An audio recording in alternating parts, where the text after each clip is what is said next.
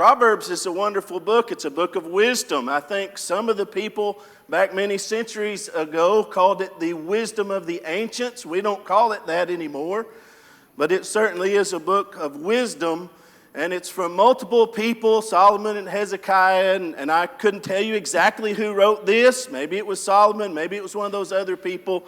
But it's interesting because in this passage, the writer of Proverbs he begins to write as if he is wisdom himself.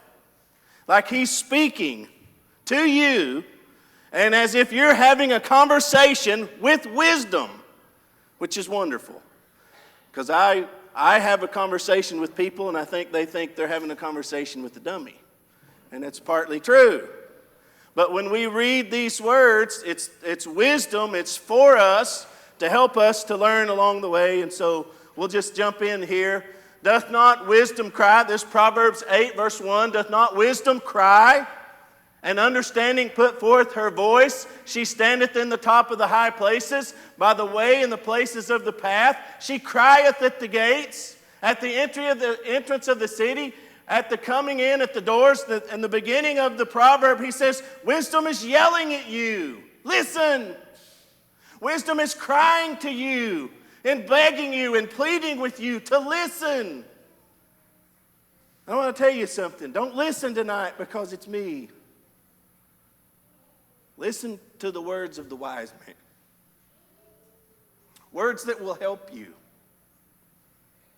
Words that will bless you in your life. Admonition that will give you a better chance in life. And if you will follow, will certainly be a blessing. So the beginning here is telling us about these words of wisdom. They cry. I hit the wrong button. Here we go. Unto you, O men, I call, and my voice is to the sons of men. I want to talk to the men. You men. I don't want you ladies to not listen, but I want you men to listen. Wisdom's going to talk to you. In Proverbs, he says, O ye simple, understand wisdom, and ye fools, be ye of an understanding heart. Hear, for I will speak of the excellent things, and the opening of my lips shall be right things. You men, listen, because I'm going to tell you things that are going to help you when you're not very smart. Things that will help you to understand. I will speak of excellent things. These are not cheap things. These are not things you should not even dwell on at all. They're things you should think about and dwell on and really pay attention to. He says, the opening of my lips shall be right things. Now I want to go to the book of Genesis chapter 2. I'm going to shift gears just a little bit. The Lord God said, it's not good that the man should be alone. Not good. What is not good? Well, we all know. It doesn't take any kind of mathematician to figure that out. Not good. It's much better to have someone. And so God says, I will make him and help meet for him. Someone to help him, to aid him, who's appropriate for him. That's just the admonition in Genesis chapter 2. And I want you to think about this for a little bit. Man, he's by himself, not good. Not good. Now, I don't know why God did it this way, because God could have made man where he was just fine. So I can't say I understand it. But God didn't create man just fine. He created man, and man needed something missing. Man's deficient in some way. No good by himself. He needs a partner. He needs a helper. Well, I'm going to tell you something. God could have made another man, another junior man to be his helper and his partner. Hey, hand me that wrench. Go get me this thing. We all have seen that. We all have an apprentice of some kind, and we say, come here, and go do this or go do that. It wasn't just that. He's going to make him a help that was meet for him. A help. A helper. This word in the Hebrew is, I guess it's azir. Maybe that's right. I don't speak Hebrew. Azir. It's an interesting word. And the word azir occurs 21 times in the Old Testament. 15 times, azir refers to God being man's help himself. That's kind of fascinating. That God's going to create a help, someone to aid man, someone to complete him in the ways he is deficient. And so God has helped us by giving us the perfect individual, the perfect being. Alone's not a good condition for man. He's incomplete. Something's missing. And so God decides, I'm going to make, how do I back that up? I'm going to make man complete, something missing. You see this picture of something missing, right? And in every man, there are things that are missing. There's just something there. And within all of us, there is a beast. That's true. I've seen it in myself. We have, in many ways, a desire to dominate, to control, to crush, to be brutal. I'll tell you, some of those attributes are strength in some ways, to face the hard things, to do the dirty jobs. We got to have a little bit of fearlessness, a little bit of an attitude of I'll do it, get out of my way, I'll handle it. But you know, a beast is restless, and a beast must be tamed, or he'll run wild. We see this all the time. No offense, James, but we see a young man who's not married and we say, he needs a wife. He needs someone to calm him down and give him purpose and focus. Because this beast, it's like he looks through those lenses and, you know, there's something missing. Now, just before you throw a rock at me, listen, everybody's got a cousin or an uncle who never got married. I get it. I'm speaking in generalities here, so just, okay. God said it's not good for the man to be alone. And just because one guy made it alone doesn't mean we throw it out. My son was a perfect example. Before he was married, he'd come up to me and say, hey, Dad, what are you doing Friday? I go, well, he goes, let's build a monster truck. I go, bro, do you know what it'll take? Well, we could build an igloo. Or maybe we could climb a mountain. I'm like, dude, I got things to do. But you know what?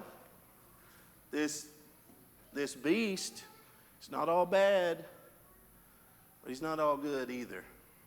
And so God provides what's missing in man, and that's woman. She's a helper. She provides and balances and gives him purpose and gives him direction. Y'all have heard me talk about this some before, because there comes a point where this fella, he sees this beautiful creature and he's drawn.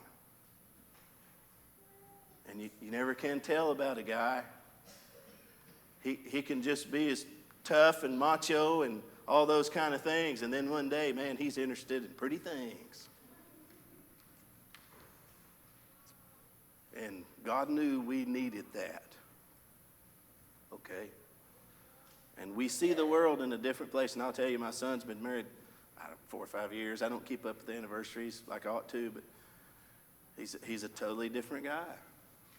We had a fire a couple of years ago, and he was really freaking out. His bro settled down. He said, I got a family. I was like, we all got families, bro. Before, it had been a huge adventure, you know.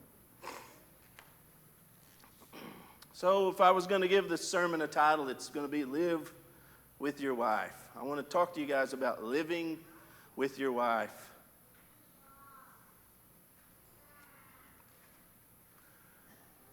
Live with your wife. Proverbs 5, verse 18, let thy fountain be blessed and rejoice with the wife of thy youth. I want to tell you something that it's very important, it's critical for you to live with your wife. Share life with your wife.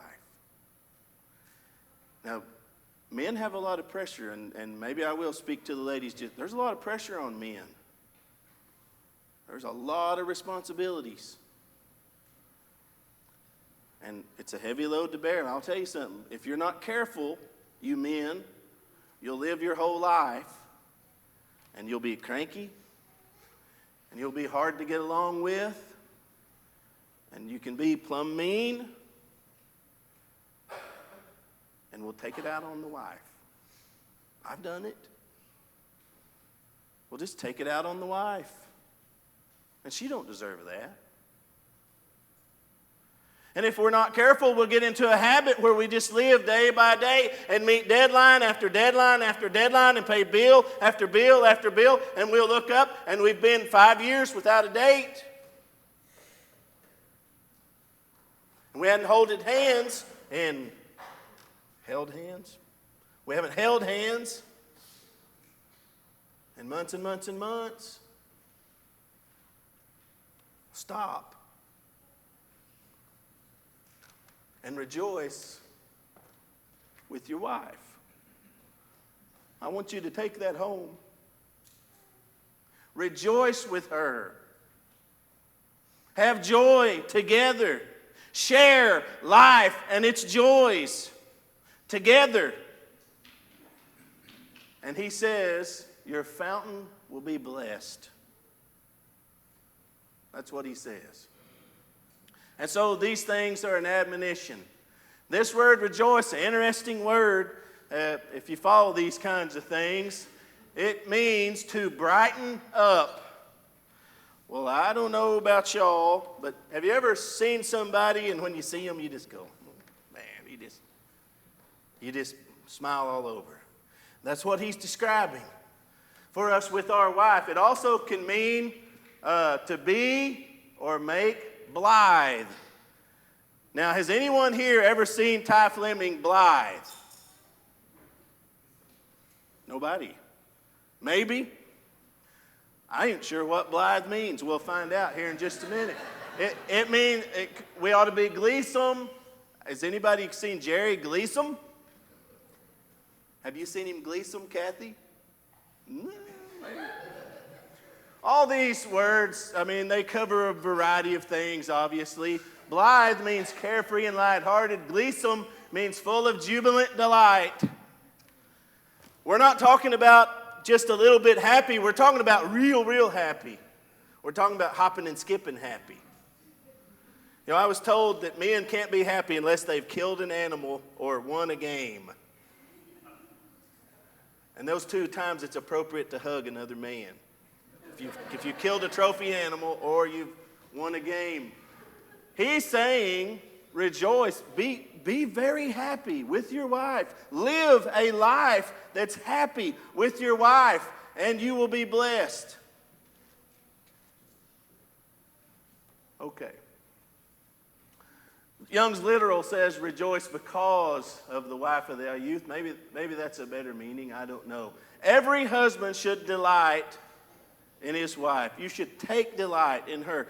You gentlemen should cultivate being delighted in your wife. Every husband should be very, very loving with his wife. You should cultivate the little hand holdings and the little smooches and kisses. The physical love should be cultivated, but also it should be cultivated, the emotional love with one another.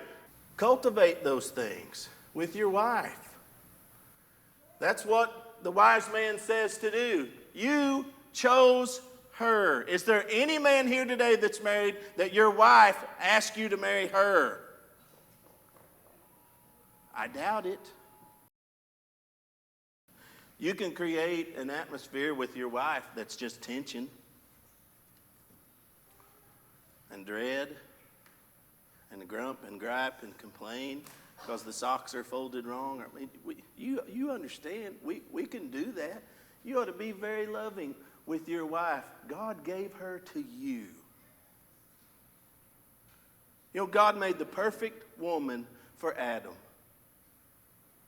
And God made the perfect woman for you. And we ought to rejoice in that. Don't you see that she completes you? She tames you. She calms you down. She makes you more compassionate. She makes you more loving. She helps you and rounds you out in every way. Be happy because she's your wife. She's yours. And so when he says, let thy fountain be blessed, I believe that's true. Rejoice with your wife. That's so very true. There's no greater refreshment from life's strains and toils than the God-intended interaction between husband and wife. Isn't that true? To come home from all the pressures of work and to sit down and have a conversation with your wife and hold hands with your wife and laugh and share the events of the day and share the joys of life, the joys of kids and family and all those things that comes with that is certainly a tremendous joy. And those things are happening. So let the relationship be a blessing and rejoice every day. Fellas, go home and rejoice that you have a wife. Every day. Go home and take her in your arms. Every day. And be happy for the companion that you have that God has given you. Ecclesiastes 9 verse 9. Live joyfully with the wife whom thou lovest all the days of the life of thy vanity. You know, Ecclesiastes always gets dark, don't it? And so the rest of the verse is vanity and vexation and all those things. But I don't want to read all that. I want you to think about what he says right here. Live joyfully. What does that mean? Have a good time. Be happy together. Just be happy together and care for one another and love one another. Men and husbands, make the choice today. Fix the habit of sharing a life of joy with your wife and do it every day. Get up in the morning and commit to making the day a joyful and happy day, and you'll be blessed because life is short and you don't need to multiply the problems of life that you're going to have. So I want to tell you something that's really true because I've been through it. You're going to have your share of problems. You're going to have health problems and family problems and money problems and problems with kids, and you're going to have plenty of problems, trust me. Don't add to those problems and the stress of those problems by being grumpy and cranky. Choose today to have joy. Don't create conflict or any other attitude that is going to hamper the joy you have with your wife, because you're going to have all those problems. Make each other happy. And I believe that's a very important thing that I want to encourage you to do. 1 Peter 3 verse 7, likewise ye husbands dwell with them according to knowledge, giving honor to the wife as unto the weaker vessel. I'm going to stop right there. We'll read the rest of it in a minute. The weaker vessel. Okay, ladies, just hang on for a second. Let me point something out. He didn't say you're a weak vessel. He said you're weaker than him. So God's not saying you're weak. He's just saying you're weaker than him. Now, I used to, when I was young, play football in the yard with my grandpa. And I enjoyed that very much. I'm the grandpa now. And I would not enjoy it as much, except I like to do that with my grandsons. That's fun. But I'll tell you something. If we all go out here in the yard, us men, and we play football, we'll have a pretty rowdy time, and we might all be limping tomorrow night if we did that. But guess what? If Jazaniah comes out there to play football with us, we'll probably play with knowledge that he's a little weaker. We probably won't put a hit on him like we might put on CB. Right? We understand what this means. Your wife wasn't built to carry the loads that you're built to carry. Don't put them on her. Listen to me. Don't put your loads on her. You take those responsibilities. Take them joyfully. God gave you the shoulders to handle it. I want to tell you something about my wife. She hates elevators. Hates them. And you know what I do? A lot of stairs. Because I don't mind them. I'm the guy who likes to get in the elevator and do this, okay? She don't like that at all. So we take the stairs. I ask the hotels when I rent a hotel room, can I get something on the first floor? And it's usually no. But I understand, that's her. So I'm not going to complain about every step of every stair that I take, calling her 1 or 2 or 7 or 10 bags up to the room. I could do that. I could get all down about that. I could grump and groan about it, or I could say, we're just not going. We just won't go. If you can't just ride the elevator, we'll just stay home. And she'd be real happy, and I'd be real happy at home, wouldn't we? We went to New York City. It was a big anniversary trip. We got the 82nd floor. I said, you're riding the elevator. What's going to happen?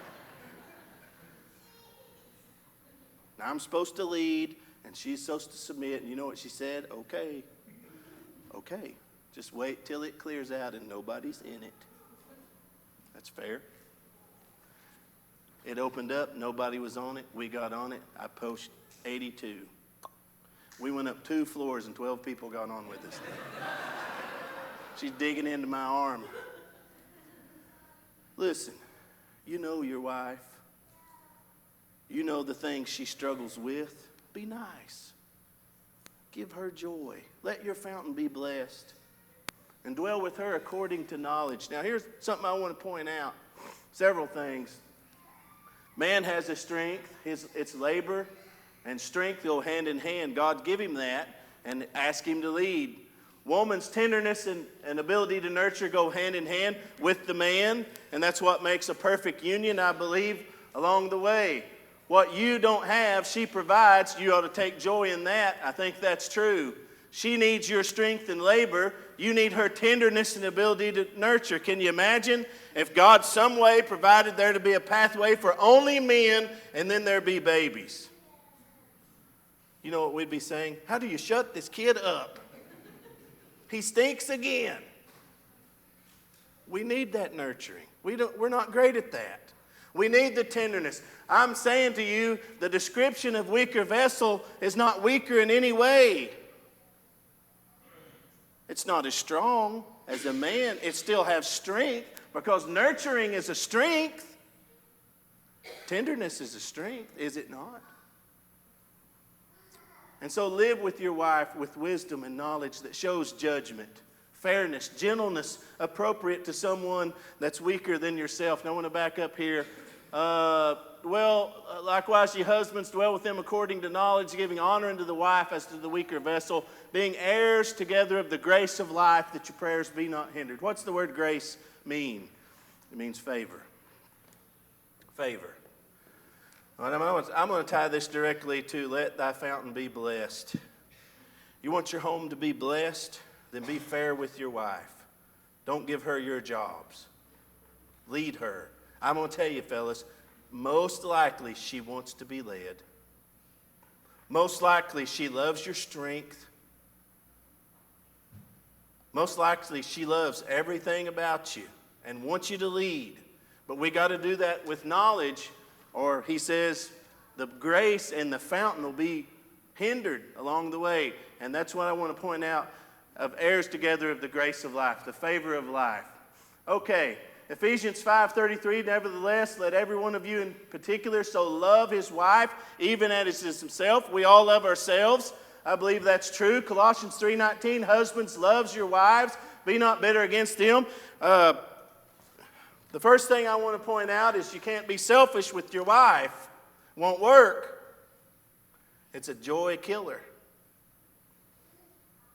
Sacrifice for her. That's what you got to do. Husbands, don't be bitter against your wife. You got to be forgiving. I will tell you, if there's anything that brings joy, it's forgiveness.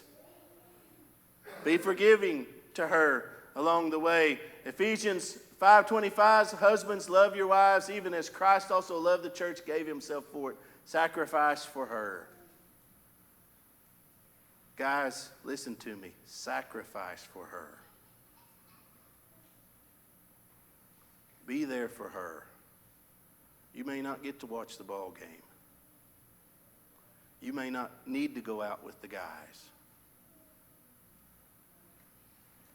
Sacrifice for her and be there for her and help her and live together and enjoy your life together. Husbands should love their wives selflessly. Love no matter what and forgive and don't be bitter. Embrace the ultimate example, you gentlemen, of how to love her like Jesus. Sacrificially. Except for Christ, can you love your wife too much? Is it possible? If Jesus comes first, can you love her too much? No. Okay, I'm going to start winding this up. For you, gentlemen, I want you to listen. For you, she has left her home and family. For you. For you, she has forsaken her childhood friends. All her earthly property is now yours. She took your name for her name. She has given her body, her virtues, her happiness, and her honor to you.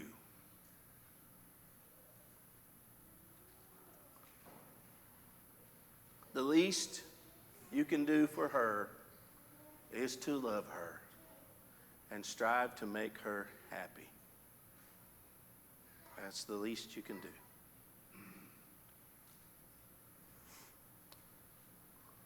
Without thinking, you can force your wife to live in the shadow of your job, your hobbies, or your friends. And I want to tell you, that sounds like a lonely place to be. Don't force her to carry the loads of life alone, rather than together enjoy. Don't you suppose that a husband's love is what she really wants? Don't you think a husband's love will cheer and comfort her through the trials of life? Surely a Christian husband's love can support her in her walk with Christ. Surely. Your love is what she hoped for from the time she was a child. There's not a woman in this room that has said, I do, that did not dream about that day and that moment. Your love is what she longed for when you took a knee and she said yes.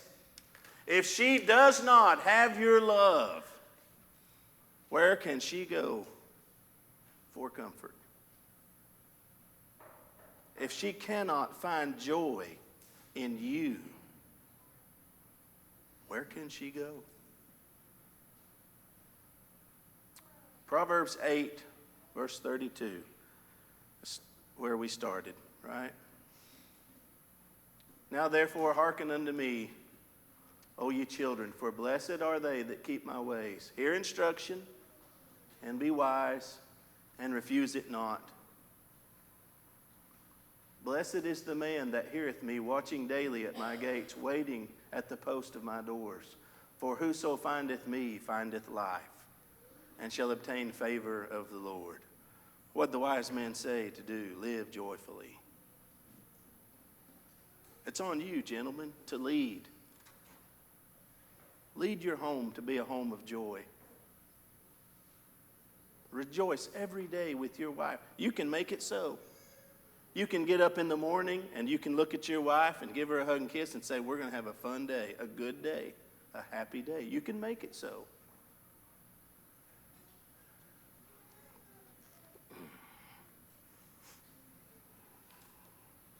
You are very blessed. You're very blessed.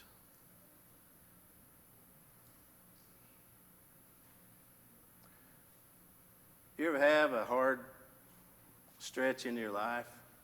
A few hard weeks, maybe? Make some mistakes.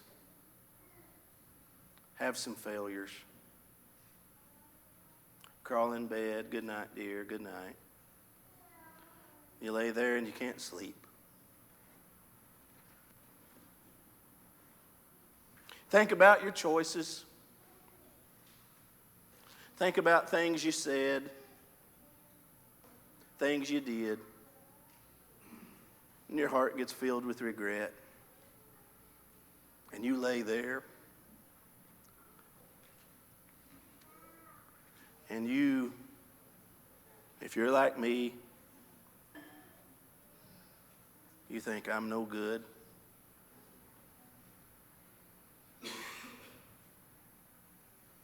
And you think, I don't know what to do.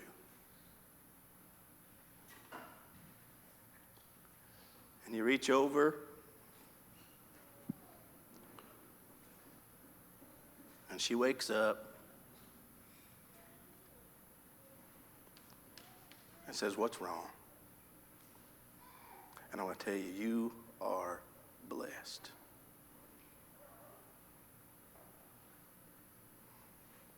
When she wraps those tender arms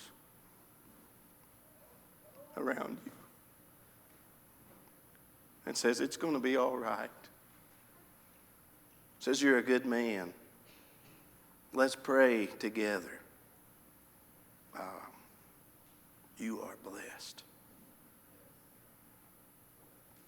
Or you come home and the neighbor's dogs have drug the trash out all in the street. And you walk in the door and you slam the door and you say to your wife, I'm going to kill him. And she says, the neighbor or the dog? And you go, both.